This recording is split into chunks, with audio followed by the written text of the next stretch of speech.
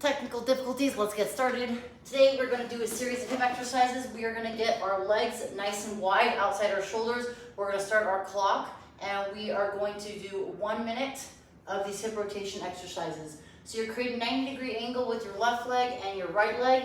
You're doing this for 1 minute. I want you to sit nice and tall on your sit bones. Keep your body nice and elevated as you rotate left knee to the floor, right knee to the floor. We're doing internal rotation one leg, external rotation the other leg, and then we're switching. If it's hard to stay elevated like this without touching your hands to the floor, you can bring your hands behind you like so and rotate. That will make it a little bit easier, but I would really like you to focus on bringing your chest up and nice and tall, rotating back and forth. So if you have really tight hips, this is going to help the external rotators and internal rotators. So we're looking at rotation internally and externally, meaning if I'm pushing my knees out or if I'm bringing my knees in. So my hips are pretty spicy and pretty tight from the past couple days of workouts and movement and sitting in a car. So this is a great stretch to incorporate if you do a lot of that. So we're doing 1 minute. Good, now we're gonna come up. We're gonna use our band. This is a 1 inch thick band we're using from Rogue. We're gonna thread it through the middle of our foot. We have 1 minute here. I'm pointing my toes towards me, so flexing my feet, and I'm pulling on the band as I push my leg away. So it's dynamic, 3, 2, 1, and then I pull back. Dynamic, 3, 2, 1, and then I pull back. After you do this for 3 times, 3, 2, 1, pull, we're gonna go to the outside. So we're gonna drop the leg at a 45-degree angle, push away, 3, 2, 1, and pull at 3, 2, 1. This is in a PNF stretch, so a contract release stretch. I'm looking to lengthen the backside of my hamstring as I gently pull my leg closer. After 3 repetitions to the right, or left, excuse me, I got my side directions confused. Same thing, 3, 2, 1, pull and hold. Push away, pull, 3, 2, 1. And then one more time, that's gonna get us to about a minute. And then we're gonna switch sides here, 3, 2, 1. So switching, starting with my toes towards me, leg nice and straight, pull with your arms, push away with your legs. I recommend a band that has some give to it versus a strap, but a strap can be a good alternate way to hold the band for your leg here. So 3, 2, 1, push, pull. This is gonna lengthen the backside of your hamstrings. If your hamstring's really tight, you can always bend your knee here as well. We're gonna drop to the right, same thing, push and pull. If you can go all the way to the floor, that's great, but I want to avoid your hip or your butt cheeks coming off the floor.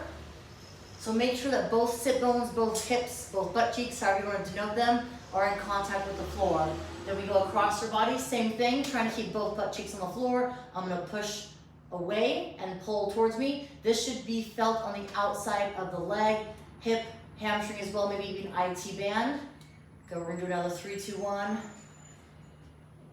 And then we're slowly gonna come out of the band. You can drop the band, we're gonna do a figure 4. So I'm taking my left leg, creating a nice figure 4, ankles on top of my thigh, and I'm going to push away my leg. So I'm pushing my thigh away from my body, or I can elevate my right leg and pull my leg to my torso. The focus here is to keep that knee pushing out versus bringing your knee to you. If you're really tight and your hips or hamstrings won't let you do that, keep that right foot planted and push away. Focus on trying to get some stretch, an external rotation and stretch in that left hip flexor. You can also be dynamic and pull for a couple seconds. 3, 2, 1 again, and then relax and then push away. So the focus here is to open up that hip, a little bit of the glute as well. If you're weightlifting, if you're doing CrossFit, if you're doing bodyweight movements and going to the gym, this is a great series of exercises to incorporate into your routine. If you sit a lot, at the end of the day, this is a great way to open up your hips, get a little stretch so you can kind of give your body some change and some movement to increase blood flow to those areas. Let's switch. So starting with that left leg down, right ankle comes on top of the thigh, same thing, pushing away or rotate so you guys can see another angle. Again, 1 minute here as well. You can stay flat-footed with that left leg, or if you'd like, bring the leg up. If you want more of a stretch, interlock your hands at the base of the hamstring on the left side, and then pull your leg to your body. If you're really tight and you feel like your pelvis comes up really high, relax those hands, place the foot back on the floor, and then press away. So I'm noticing on the right side, I can feel this super tight on my right side. When I was competing in CrossFit a lot, mobility was and is still part of my routine. I would warm up for about an hour, hour and a half every single day, spending 6 to 7, 8 hours in the gym.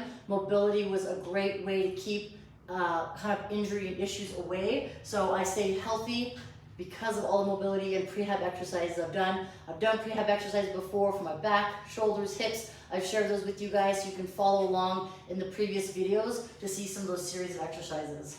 Good, and let's come on up. Okay, the last two stretches we're gonna do, it's gonna be elevated pigeon. So I'm gonna create a tabletop with my body.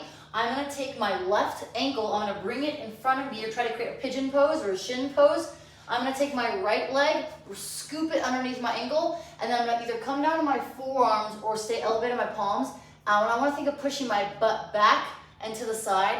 I also wanna think of as if I'm jamming my femur into my hip socket. So I'm trying to push my leg in and back towards my hip. So I feel this in the back of my glute, my hips. I also feel this a little bit on the side of my IT band.